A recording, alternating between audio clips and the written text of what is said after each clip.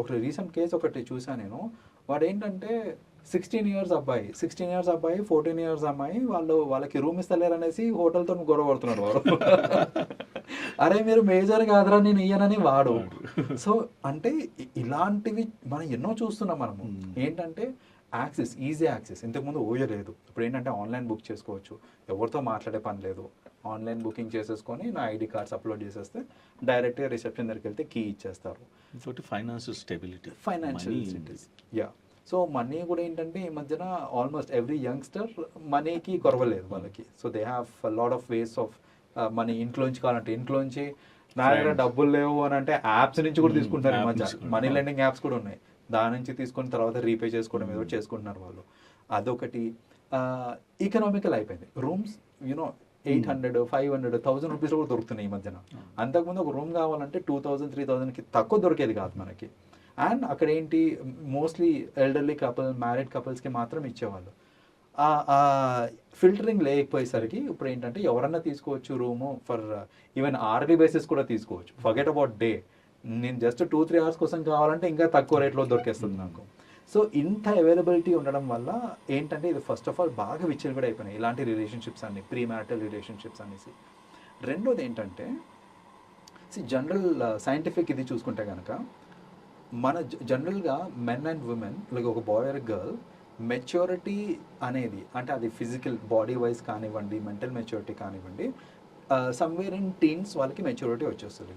14, 15, 13 whatever ఆ టైంకి physical maturity, అమ్మాయిలు కానీ అబ్బాయిలు కానీ వాళ్ళకి మెచ్యూరిటీ అనేది వచ్చేస్తుంది వాళ్ళకి. ఆ సెక్షువల్ ఫీలింగ్స్ అనేది వాళ్ళకి అప్పుడే స్టార్ట్ అయిపోతాయి ఇక్కడ. Like the craving to have sex అనేది అప్పుడే స్టార్ట్ అయిపోతుంది. మన ప్రీవియస్ అంటే పాతకాలంలో చూసుకుంటే కనుక మ్యారేజెస్ అదే ఏజ్లో అయిపోయేవి కూడా. లైక్ 14, 15, 16 ఆ టైంకి మ్యారేజ్ అయిపోయేవి. అది తప్పు అనేసి చాలామంది అనేవాళ్ళు. అండ్ వాట్ ఎవర్ రీజన్స్ ఇప్పుడు ఏంటంటే ఆ ఏజ్ ఆఫ్ మ్యారేజ్ అనేది పోస్ట్ పోన్ అయిపోయింది. ఇప్పుడు ఏంటంటే జనరల్గా చూసుకుంటే ఆన్ అన్ యావరేజ్ కరెంట్ టైమ్స్లో చూసుకుంటే 25, 26, 27 అమ్మాయికి, 28, 29, 30 అబ్బాయికి ఈ వయసు వచ్చేదాకా వాళ్ళు పెళ్లి చేసుకోవట్లేదు. But body will keep demanding for sex obviously, like because వాళ్ళు 13, 14 ఇయర్స్కే మెచ్యూర్ అయిపోతారు. అప్పటి నుంచి wait until I get married and then have sex అని అంటే అది ఇంప్రాక్టికల్ అయిపోతుంది ఇప్పుడు చెప్పాలంటే. ఇలాంటి ఈ సెక్షువల్ డిజైర్స్ వీటిని ఇప్పుడు సాటిస్ఫై చేయాలి అని అంటే పెళ్ళంటారా పోస్ట్పోన్ చేసుకుంటున్నారు. బికాజ్ వాళ్ళు ఏంటంటే నేను firstly I have to settle well in life అనేసి అంటున్నారు. ఇవన్నీ వస్తున్నాయి, ప్లస్ ఈజీ యాక్సెస్ ఉన్నాయి. ఇవన్నీ ఉండేసరికి ఏంటంటే సెక్స్ అనేది ఈవెన్ బిఫోర్ మ్యారేజ్ ఏదో ఒక విధంగా అయిపోతుంది వాళ్ళు. అంటే పెళ్ళికి ఏమో పోస్ట్ పోన్ ఉంటుంది, బట్ ఫిజికల్ నీడ్స్ మాత్రం లేదు. మోర్ లైక్ అంటే ఈ పెళ్ళి అనేది it is just something which is an arrangement కాబట్టి దాన్ని పోస్ట్ పోన్ చేసుకుంటున్నారు. ఫిజికల్ నీడ్స్ అంటారు ఇట్ ఈస్ మోర్ లైక్ నాకు ఆకలిస్తుంది, నేను ఆకలిసినప్పుడు అన్నం తినద్దా అంటారు. Simple logic. కుక్కకి మనిషికి తేడా లేకుండా అయిపోతుంది కదా. అంటే కుక్కను చూసినప్పుడు టైం ఎలా పాహ లేకుండా కనిపిస్తే ఇరిటేట్ అవుతాం, బట్ మనిషి ఆ నేచర్కి వెళ్ళిపోతున్నాడు. దట్స్ వాట్ ఇప్పుడు ఏంటంటే ఇది దీనివల్ల ఇంకోటి ఏంటి, ఇప్పుడు ఇంతకుముందు ఏంటంటే అందరు ఇంట్లలో ఉండి చదువుకోవటము, ఇంట్లలో ఉండి పని చేయడం ఇదంతా అయ్యేది. ఇప్పుడు ఈ గ్లోబలైజేషన్ అయిపోయేసరికి ప్లస్ జనాలు కూడా ట్రావెల్ చేస్తున్నారు ఫర్ వేరియస్ పర్పసెస్. అది స్టడీస్కి కావచ్చు, ఎంప్లాయ్మెంట్కి కావచ్చు. ట్రావెల్ చేసినప్పుడు ఏంటంటే they get the freedom from their family. Strangers ఎవరు మనల్ని పట్టించుకునే వాళ్ళే ఉండరు, రికగ్నైజ్ చేయరు. సో నేను చేసే యాక్టివిటీస్ ఎవరు చూస్తే నాకేంటి సంబంధం లేదు, బికాస్ మా ఇంట్లో ఎవరైతే లేరు ఇక్కడ. సో ఇలాంటివన్నీ జరగడం వల్ల ఏంటంటే now we get to see that జనరల్గా ఈ యంగర్ జనరేషన్ ఏంటంటే some or the other way they are hooking up in some or the other relationship. అంటే ఫార్మాట్ ఏదైనా కానివ్వండి, వాళ్ళు ఏంటంటే ఈ సెక్షువల్ యాక్టివిటీ అనేది ఈవెన్ బిఫోర్ మ్యారేజ్ అయిపోతుంది. Trust me, because of this reason అండి. లైక్ చాలామంది పెళ్లి చేసుకోవాలంటే భయపడుతున్నారు. అది be it a man or a woman ఏదైనా కానివ్వండి. ఇంతకుముందు ఏంటంటే మనకు ఒక నోషన్ ఉండేది, arrange marriage is the best system అనేసి ఒక నోషన్ ఉండేది. లవ్ మ్యారేజ్కి చాలామంది వ్యతిరేకంగా ఉండేవాళ్ళు. కానీ ఇప్పుడు కరెంట్ సిచ్యువేషన్ ఎట్లా అంటే లవ్ మ్యారేజ్ అయితే అట్లీస్ట్ నాకు ఆ అమ్మాయి తెలుసు, నాకు ఆ అమ్మాయి ఏంటి ఏం జరిగింది అని నాకు ఆ అమ్మాయి తెలుసు. అరేంజ్ మ్యారేజ్లో ఒక ప్యూర్ స్ట్రేంజర్ ఆ అమ్మాయి పాస్ట్ ఏంటి నాకు తెలియదు, నాకు భయం వేస్తుంది అనేసి చాలామంది అరేంజ్ మ్యారేజ్కి ఇప్పుడు వ్యతిరేకంగా ఉన్నారు, ది కరెంట్ జనరేషన్. సో కొందరైతే అసలు నాకు మ్యారేజ్ వద్దనేస్తున్నారు, ఇప్పుడు పెళ్లి చేసుకోవట్లేదు. సో అది దానికి కూడా మళ్ళీ రీజన్స్ ఏంటి, ఫినాన్షియల్ ఇండిపెండెన్స్ ఓటు వచ్చేసింది అనేసి చూస్తూ ఉంటున్నారు కదా చుట్టుపక్కల. పెళ్ళైన వాళ్ళు పడే బాధలు చెప్పుకుంటూ ఉంటారు. సో అలా చెప్పుకున్నప్పుడు ఏంటంటే వీళ్ళకి కూడా somehow they lose interest. So ఇలా వేరియస్ రీజన్స్ వల్ల ఏంటంటే పెళ్లి పోస్ట్పోన్ చేసేసుకుంటున్నారు, కానీ ఈ సెక్షువల్ యాక్టివిటీ అనేది జరుగుతుంది. కాబట్టి ఈ మధ్యన ఇలాంటి కేసెస్ అన్నీ రైజ్ అవుతున్నాయి. అండ్ ఎక్కువ మంది చేసేసరికి ఏమవుతుంది అని అంటే నార్మలైజ్ అయిపోతుంది. అంటే దాని ఒక పెద్ద క్రైమ్ లాగా కూడా ఎవరు చూడట్లేదు. సో మేబీ లీగలీ అది కరెక్ట్ ఏమో, but మారలీ people have to think. బేసిక్గా ఏంటంటే ఒక ఫ్యామిలీలో మ్యారిటల్ రిలేషన్షిప్ స్ట్రాంగ్ ఉంటేనే ఆ ఫ్యామిలీ స్ట్రాంగ్ ఉంటుంది, పిల్లలు ఎవ్రీ వన్ డిపెండ్స్ అపాన్ దాని మీద.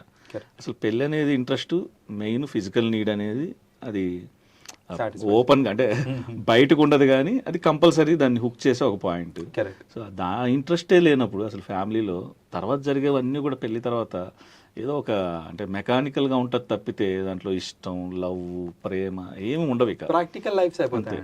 లైక్ నేను ఫ్యూచర్లో నేను చేసే ప్రెడిక్ట్ ఏంటంటే లైక్ రిలేషన్షిప్స్ ఎలా ఉంటాయి అని అంటే, పెళ్ళి అనేది జరిగేది దేనికి అని అంటే it is for future support of each other. అంటే రేపు పొద్దున వీళ్ళు కొంచెం ఓల్డ్ అయిపోయిన తర్వాత ఒకరికొకరు సపోర్ట్ ఉండడానికే తప్ప అదర్వైజ్ వాళ్ళు జనరల్గా ఎలా ఉంటుంది అని అంటే వీళ్ళిద్దరూ పెళ్లి చేసుకున్నారు, బాగానే ఉంది, నీ లైఫ్ నీది, నా లైఫ్ నాది, నా ప్రైవసీ నాది, నీ ప్రైవసీ నీది, ఇలా కంటిన్యూ చేద్దాము. నేను తొంగి చూడను నువ్వేం చేస్తున్నావు అనేసి పట్టించుకోవద్దు. Let us be together. Financial needs ఏదున్నా కలిసి చూసుకుందాము. అండ్ ఫ్యూచర్ పర్స్పెక్టివ్లో ఏంటంటే ఒకరికొకరు సపోర్ట్ ఉండాలి అనే ఒక ఎలిమెంట్ తప్ప మీరు అన్నట్టు ఈ సెక్షువల్ బాండ్ అనేది అంత గట్టిగా ఉండకపోవచ్చు ఇన్ ఫ్యూచర్. బికాజ్ వాళ్ళకి ఏంటంటే ఆప్షన్స్ కూడా ఎక్కువైపోతున్నాయి, జనాలకి ఆప్షన్స్ కూడా ఉన్నాయి.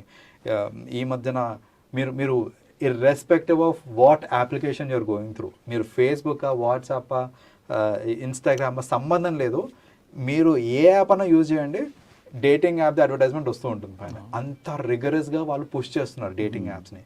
ఇప్పుడు డేటింగ్ యాప్స్తోని ప్రాబ్లం ఏంటంటే it may also lead to a lot of crime.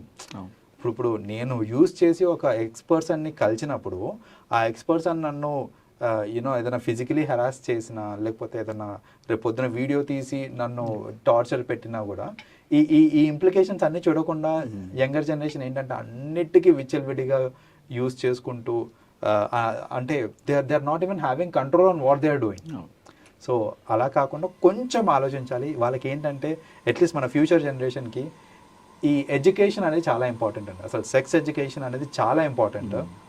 మన పేరెంట్స్ దగ్గర వచ్చిన వాళ్ళు చేసిన మిస్టేక్ ఏంటంటే సెక్స్ ఎడ్యుకేషన్లో సెక్స్ అనే వర్డ్ రాగానే దాన్ని కొంచెం రాంగ్గా చూసేవాళ్ళు.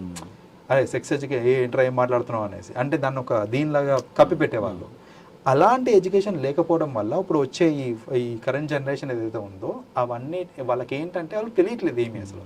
బట్ యాజ్ పేరెంట్స్ ఒక రైట్ టైంలో సెక్స్ ఎడ్యుకేషన్ ఇచ్చి, అంటే అసలు సెక్స్ అంటే ఏంటి, ఎట్లా అంటే ఎవరితోటి చేయాలి, what is the beauty of sex with your own partner, అసలు ఇవన్నీ ఎక్స్ప్లెయిన్ చేసి వాళ్ళకి దానిలో వచ్చే నెగటివ్ ఇంప్లికేషన్స్, అంటే ఫ్యూచర్లో ఏం నెగటివ్ ఇంప్లికేషన్స్ ఉంటాయి if they do it with strangers అనేది, ఇలాంటి అన్ని ఎడ్యుకేషన్ వాళ్ళు ఫస్ట్ నుంచే ఇస్తే కనుక ట్రస్ట్ మీ అసలు ఇవన్నీ చాలా తగ్గిపోతాయి.